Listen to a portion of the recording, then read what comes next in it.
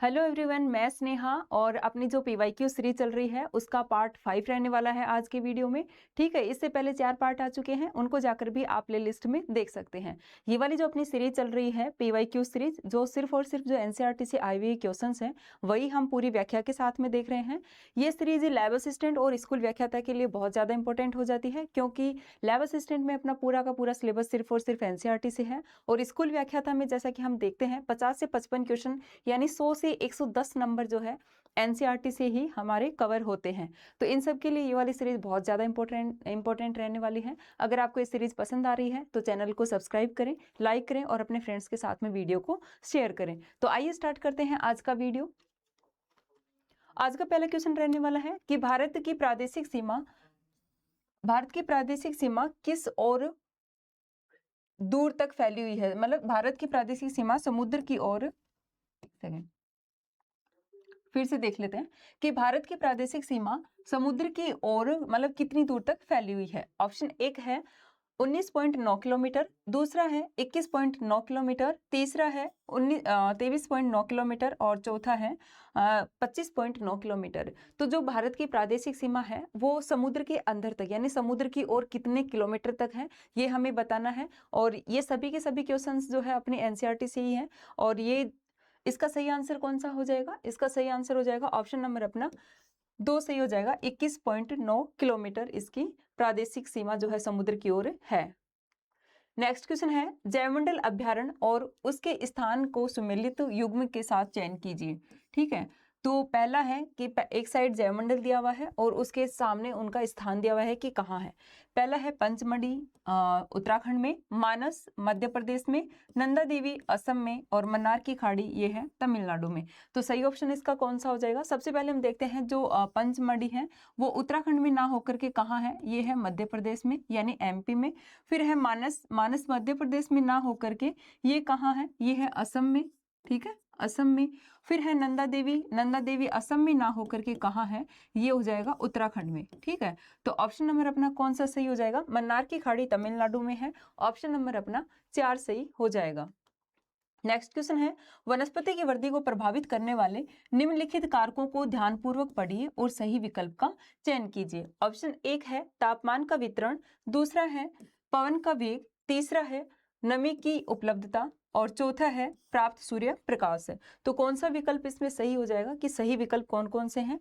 केवल 1, 2 और 3, केवल 1, 2 और 4, केवल 1, 3 और 4, केवल 2, 3 और 4। तो कौन सा आंसर इसमें सही हो जाएगा कि यानी जो वनस्पति की वृद्धि है उसको प्रभावित करने वाले कारक कौन कौन से हैं? पहला है तापमान का वितरण, पहला सही हो जाएगा। दूसरा है औसत पवन वेग, पवन का वेग पौधों की वृद्धि पर कोई इफेक्ट नहीं डालता यानी दूसरा इसका गलत हो जाएगा। तीसरा है नमी की उपलब्धता, तीसरा भी सही है। चौथा है सूर्य प्रकाश है, चौथा भी इसका सही हो जाएगा। यानी कौन सा ऑप्शन सही हो जाएगा? पहला, तीसरा और चौथा, यानी ऑप्शन नंबर पहला, तीसरा, चौथा 3 सही हो जाएगा। ठीक है, नेक्स्ट क्वेश्चन है वायुमंडल में निम्नलिखित में से किस गैस का आयतन बढ़ रहा है? ऑप्शन एक है नाइट्रोजन, दूसरा है कार्बन डाइऑक्साइड, तीसरा है ऑक्सीजन और चौथा है ऑर्गन। तो जो वायुमंडल है उसमें कौन सी गैस की मात्रा सर्वाधिक बढ़ रही है? तो ऑप्शन नंबर अपना 2 सही हो जाएगा। कार्बन डाइऑक्साइड की मात्रा अधिक बढ़ने के कारण ही हमें जो है ग्लोबल जो वार्मिंग है उसको उसके इफेक्ट हमें देखने को मिल रहे हैं। ठीक है, नेक्स्ट क्वेश्चन है निम्नलिखित में से कौन सा एक लघु व्रत है? ऑप्शन ए है यहाँ लघु व्रत पूछा है। ठीक है, स्मॉल सर्किल। ऑप्शन एक है 0 डिग्री देशांतर, दूसरा है 50 डिग्री देशांतर, तीसरा है 0 डिग्री अक्षांश और चौथा है 50 डिग्री अक्षांश। तो सबसे पहले हम देखते हैं कि जो अक्षांश है, ठीक है, अक्षांश को क्या कहा गया है? अक्षांश को कहा गया है पूर्ण वर्त। और देशांतर को क्या कहा गया है? देशांतर को कहा गया है अर्धवर्त। तो यहां पूछा है हमें लघु वर्त, यानी यहां पूर्ण वर्त की बात हो रही है। ठीक है, पूर्ण वर्त में भी हमें लघु वर्त बताना है, ठीक है। तो अपना जो देशांतर वाला है वो तो कट हो जाएगा, क्योंकि ये किस में आएंगे, ये दोनों के दोनों अर्धवर्त में आएंगे, यानी देशांतरों को अर्धवर्त कहा जाता है। तो बचा अपना 0 डिग्री अक्षांश और 50 डिग्री अक्षांश।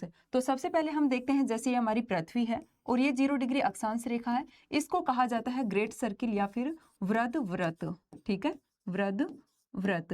जैसे जैसे हम 0 डिग्री अक्षांश से दूरों की ओर जाते हैं तो क्या होता है, ये जो वर्त है इनकी जो मतलब सर्किल है वो छोटा होता जाता है। तो इसमें पूछा है कि 50 डिग्री, ये मान लो कि 50 डिग्री यहाँ है, तो ये ग्रेट सर्किल हो गया, तो ये स्मॉल सर्किल हो जाएगा। ऑप्शन नंबर अपना 4 सही हो जाएगा, 50 डिग्री अक्षांश। नेक्स्ट क्वेश्चन है, भूमध्य सागरीय क्षेत्र में सघन जनसंख्या किस कारण से है, सबसे उपयुक्त विकल्प कौन सा है। यानी जो भूमध्य सागरीय क्षेत्र होते हैं वहां पर सर्वाधिक जनसंख्या पाए जाने का कारण क्या है। तो ऑप्शन नंबर अपना 1 है जल की उपलब्धता, दूसरा है अच्छा परिवहन, तीसरा है अनुकूल जलवायु और चौथा है खनिज निष्कर्षण।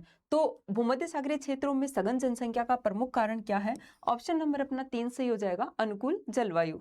नेक्स्ट क्वेश्चन है, निम्नलिखित में से कौन सा क्षोभ मंडल में तापमान की शुष्क रुद्धोष्म ह्रास दर है। ऑप्शन 1 है 10.0 डिग्री सेल्सियस प्रति किलोमीटर, दूसरा है 8 डिग्री सेल्सियस प्रति किलोमीटर, तीसरा है 6.5 डिग्री सेल्सियस प्रति किलोमीटर, चौथा है 4.5 डिग्री सेल्सियस प्रति किलोमीटर।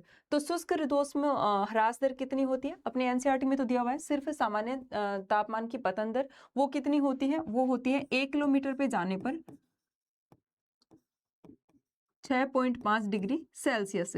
यानी ये जो अपना दिया हुआ है तीसरा 6.5 डिग्री सेल्सियस, ये क्या है, ये सामान्य ताप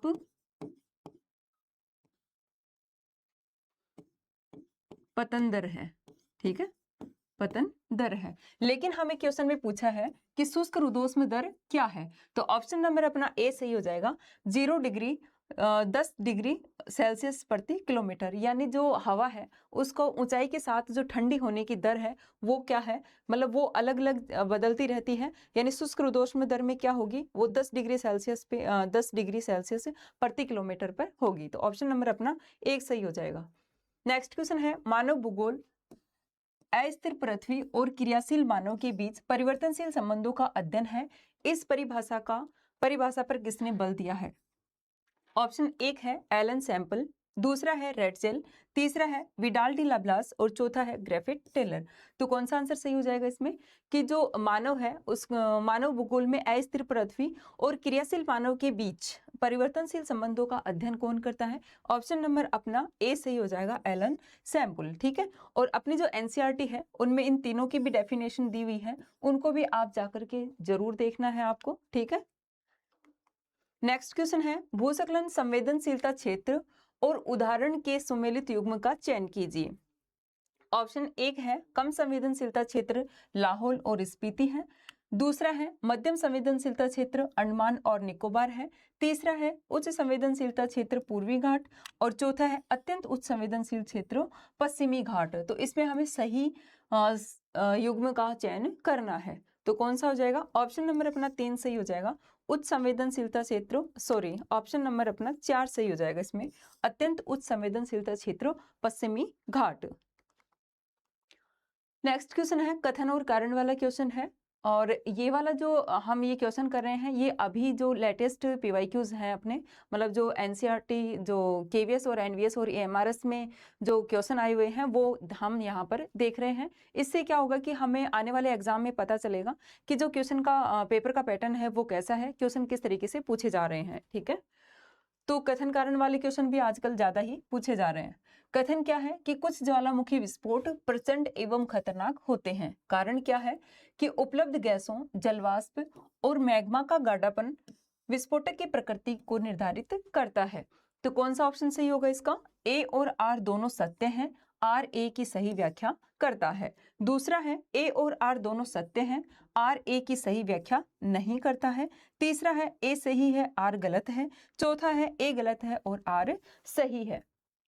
तो कौन सा आंसर सही हो जाएगा? पहले हम कथन देखते हैं कि कुछ ज्वालामुखी विस्फोटक और विस्फोटक प्रचंड एवं खतरनाक होते हैं। कथन इसका सही है। कारण क्या है कि उपलब्ध गैसों, जलवाष्प और मैग्मा का गाढ़ापन विस्फोट की प्रकृति को निर्धारित करता है। तो इसका कारण भी सही है, यानी कथन की जो कथन है उसकी व्याख्या कारण कर रहा है।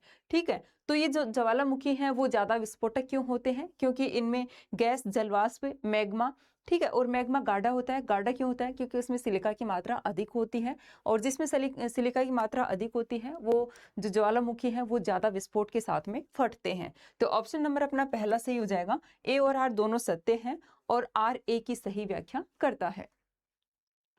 नेक्स्ट क्वेश्चन है, पृथ्वी की उत्पत्ति से संबंधित भ्रमणशील तारा और सूर्य पदार्थ के अलग होने की अवधारणा निम्नलिखित में से किसने प्रस्तुत की है? ऑप्शन एक है चैम्बरलेन और मोल्टन ने, दूसरा है जेम्स जीन्स और जेफरीज ने, तीसरा है स्मिथ और वाइजास्कर ने, और चौथा है हब्बल और हॉयल ने। तो जो पृथ्वी की उत्पत्ति से संबंधित भ्रमणशील तारा और सूर्य पदार्थ के अलग होने की जो अवधारणा है वो किन्होंने दी है? ऑप्शन नंबर अपना एक सही हो जाएगा, चैम्बरलेन और मोल्टन ने। नेक्स्ट क्वेश्चन है, गंगा के मैदानी क्षेत्रों में वर्षा वितरण के प्रतिरूप को दर्शाने के लिए निम्नलिखित में से कौन सी विधि सबसे उपयुक्त है? ऑप्शन एक है सम्मान रेखा विधि, दूसरा है वर्णमात्री विधि, तीसरा है दंड आरेख विधि, और चौथा है वर्त विधि। तो कौन सी विधि हो जाएगी? गंगा के मैदानी क्षेत्रों में वर्षा के वितरण को दर्शाने के लिए कौन सी विधि उपयुक्त होगी? ऑप्शन नंबर अपना एक सही हो जाएगा, सम्मान रेखा विधि। ठीक है, नेक्स्ट क्वेश्चन है, स्थानीय मौसम की स्थिति और उसकी विशेषताओं के सुमेलित युग्म का चयन कीजिए। ऑप्शन एक है फूलों वाली बौछार, शाम को होने वाली भयंकर आंधी। ठीक है, यानी एक साइड जो मानसून से पहले बारिश होती है उसका नाम दिया हुआ है और दूसरी तरफ जो है उनकी स्थिति दी हुई है। ठीक है, फूलों वाली बौछार, शाम को होने वाली भयंकर आंधी, और दूसरा है आम्र वर्षा यानी मानसून से पहले की बारिश, तीसरा है काल वैसाखी यानी तेज हवाएं, चौथा है लू, कॉफी की खेती के लिए उपयुक्त। तो कौन सा आंसर इसका सही हो जाएगा? देखो ये जो सभी नाम दिए हुए हैं ये सभी के सभी नाम क्या हैं? ये मानसून से पहले आने वाली बारिश के स्थानीय नाम हैं। तो इस क्वेश्चन के अकॉर्डिंग अपना आंसर नंबर 2 सही हो जाएगा।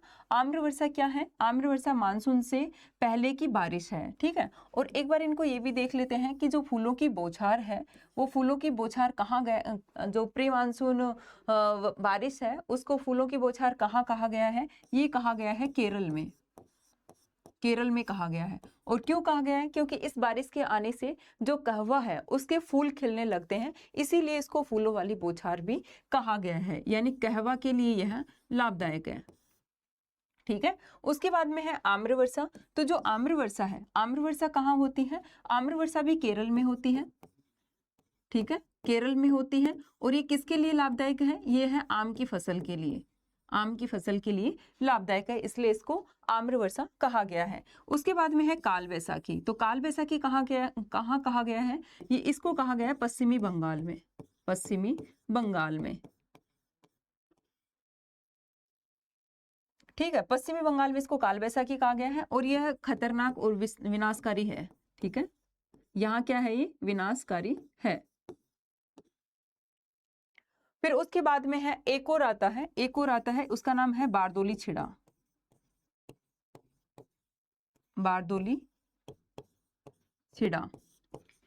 ये कहाँ कहा गया है? ये कहा गया है असम में, और ये असम में चाय, पटसन,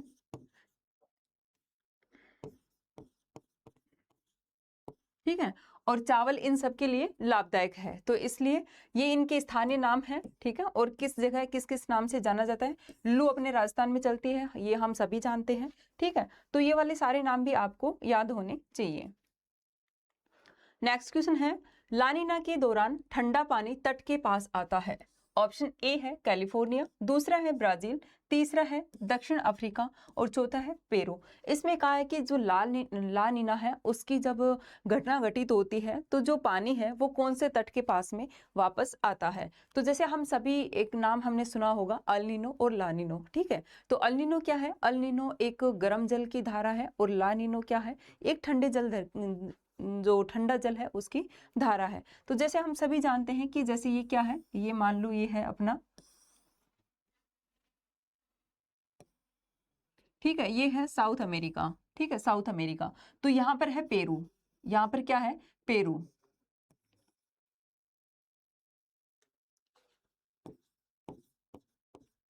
यहाँ क्या है, पेरू। तो कई बार क्या होता है कि यहाँ पर जो व्यापारिक हवाएं हैं उनके कारण क्या होता है, ठंडे पानी का उद्वेलन होता है, तो उसको तो कहा जाता है अल नीनो। और कई बार क्या होता है कि भूमध्य रेखा है, ये है भूमध्य रेखा, तो ये प्रशांत महासागर है पूरा का पूरा, ठीक है। तो भूमध्य रेखा के सारे सारे जो गर्म जल की धाराएं, विपरीत जल धाराएं बहती हैं, तो किसी वायुमंडलीय कारणों की वजह से क्या होता है कि ये गर्म जल धारा इस ठंडी जल धारा का स्थान ग्रहण कर लेती है, और उस घटना को कहा जाता है अल नीनो।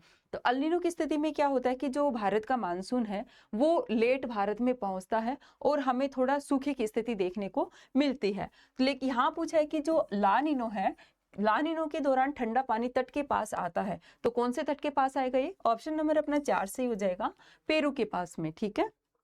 और जो पेरू की धारा है इसको जो यहाँ ठंडी धारा बहती है उसको पेरू धारा या हम्बोल्ट की धारा भी कहा जाता है, ठीक है। यहाँ कौन सी धारा बहती है, यहाँ बहती है हम्बोल्ट की धारा।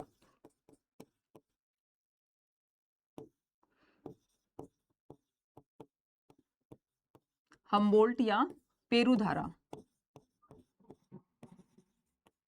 और ये दोनों ही कैसी हैं, ये है ठंडी धाराएं, मतलब ये हम्बोल्ट की धारा का नाम ही पेरू धारा है, ये दोनों की दोनों कैसी हैं, ठंडी धाराएं हैं। नेक्स्ट क्वेश्चन है, तेल शोधनशालाओं यानी ऑयल रिफाइनरीज हैं, उनके निम्नलिखित स्थानों को दक्षिण से उत्तर दिशा की ओर व्यवस्थित करना है। ऑप्शन 1 है विशाखापट्टनम, दूसरा है नागपट्टिनम, तीसरा है बरौनी, चौथा है हल्दिया। तो कौन सा आंसर इसका सही हो जाएगा, जैसे हम देखते हैं विशाखापट्टनम कहाँ है, ये है आंध्र प्रदेश में, और नागपट्टिनम कहाँ है, ये है तमिलनाडु में, ठीक है। बरौनी कहाँ है, ये है बिहार में, और जो हल्दिया है वो कहाँ है, ये हो जाएगा वेस्ट बंगाल में, ठीक है। तो इनके अगर हम लोकेशन देखें तो सबसे ऊपर कौन सा आता है, सबसे ऊपर जैसे इंडिया की मैप में हम देखेंगे तो आ जाएगा बिहार, यानी बरौनी, बरौनी 3 पे है तो सबसे ऊपर आएगा 3, फिर उसके बाद में आएगा वेस्ट बंगाल यानी हल्दिया 4, और उसके बाद में आएगा विशाखापट्टनम यानी 1, ठीक है। और उसके बाद हम देखेंगे नागपट्टिनम यानी तमिलनाडु 2। ये तो इनका क्रम हो गया उत्तर से, ये तो हो गया उत्तर से दक्षिण की ओर।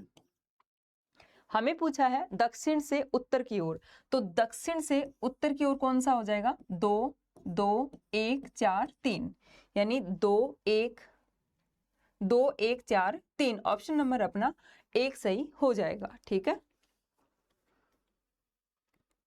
नेक्स्ट क्वेश्चन है, निम्नलिखित में से किस आपदा में जीवन बचाना अपेक्षाकृत कठिन होता है। ऑप्शन 1 है बाढ़, दूसरा है सूखा, तीसरा है शीतलहर, चौथा है भूस्खलन।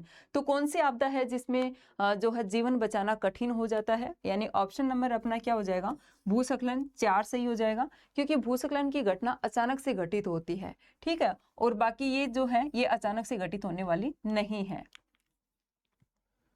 नेक्स्ट क्वेश्चन है, भूस्खलन को बढ़ाने वाले कारकों के विषय में निम्नलिखित कथनों को पढ़िए और सही विकल्प का चयन कीजिए। पहला है ढलान वाले क्षेत्रों में अधिक जल रिसाव, दूसरा है सड़क के किनारे ऊपर की ओर मजबूत दीवार का निर्माण, तीसरा है ढलान पर चट्टानों का अधिक अपक्षय और विघटन, और चौथा है पर्वतीय क्षेत्र में भूकंपों का आना। तो इसमें पूछा है कि जो भूस्खलन है उसको बढ़ाने वाले कारक कौन से हैं, ठीक है। तो कौन कौन से कारक हो जाएंगे, पहला इसमें है कि ढलान वाले क्षेत्रों में अधिक जल निकास है, ये सही है, इससे भूस्खलन की क्रिया हमें देखने को मिलती है। दूसरा है सड़क के किनारे ऊपर की ओर मजबूत दीवार का निर्माण करना, नहीं, सड़क के किनारे ऊपर की ओर मजबूत दीवार का निर्माण करेंगे तो उससे क्या होगा, भूस्खलन की क्रिया रुकेगी ना कि बढ़ेगी, यानी दूसरा अपना गलत हो जाएगा। तीसरा है ढलान पर चट्टानों का अधिक अपक्षय और विघटन, तो चट्टानों का अपक्षय और विघटन होने से क्या होता है, चट्टानें ढीली हो जाती हैं और क्या होता है, उनका भूस्खलन जल्दी हमें देखने को वहां पर मिलता है, यानी तीसरा भी इसका सही हो जाएगा।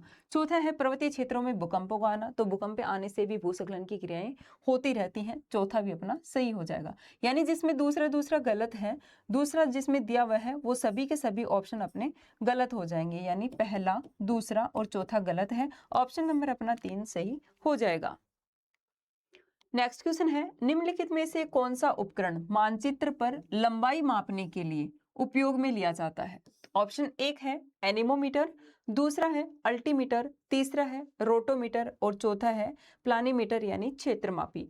तो कौन सा इसका आंसर राइट हो जाएगा कि जो मानचित्र है उस पर लंबाई मापने के लिए कौन से उपकरण का यूज किया जाता है? ऑप्शन नंबर अपना एक सही हो जाएगा, रोटामीटर। ठीक है।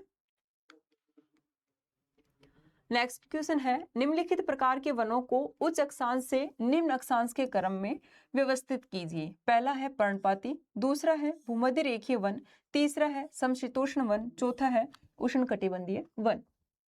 तो इनको लगाना है उच्च अक्षांश से, उच्च अक्षांश से निम्न अक्षांश की ओर इसमें पूछा है, यानी 0 डिग्री से हम देखेंगे। ठीक है, 0 डिग्री से हम उच्च अक्षांशों की ओर देखेंगे। तो सबसे पहले हम देखते हैं 0 डिग्री अक्षांश पे कौन सा मिलता है। सबसे पहले मिलेंगे भूमध्य रेखीय वन। ठीक है,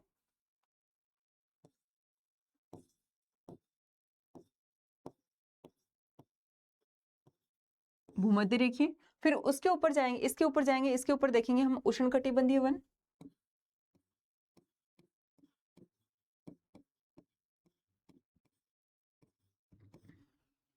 फिर हमें देखने को मिलता है पर्णपाती वन, पर्णपाती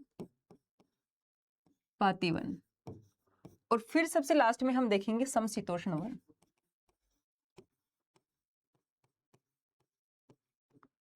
समशीतोष्ण वन, यानी क्रम इनका क्या हो जाएगा, पहले नंबर पर आ जाएगा भूमध्य रेखीय वन, यानी जिसमें इसमें पूछा है कि उच्च अक्षांश से निम्न अक्षांश की ओर, तो जो भूमध्य रेखीय है ये कितने नंबर पे हो जाएगा, ये 2 नंबर पे।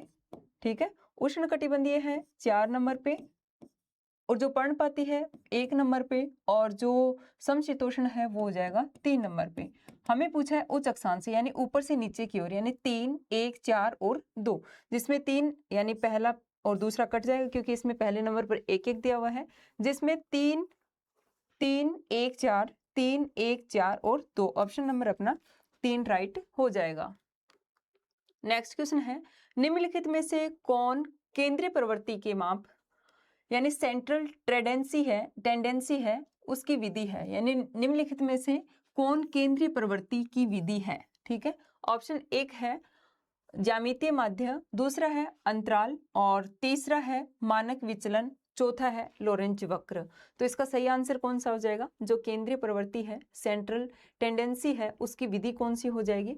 ऑप्शन नंबर अपना एक सही हो जाएगा, ज्यामितीय माध्य। ठीक है, तो इसी के साथ में अपना जो ये आज का वीडियो है बेस क्वेश्चन का यही कंप्लीट होता है, और ऐसे ही अपनी ये सीरीज कंटिन्यू रहेगी, और बाकी जो क्वेश्चन है हम आगे के वीडियो में देखेंगे। आज के लिए इतना ही, थैंक यू।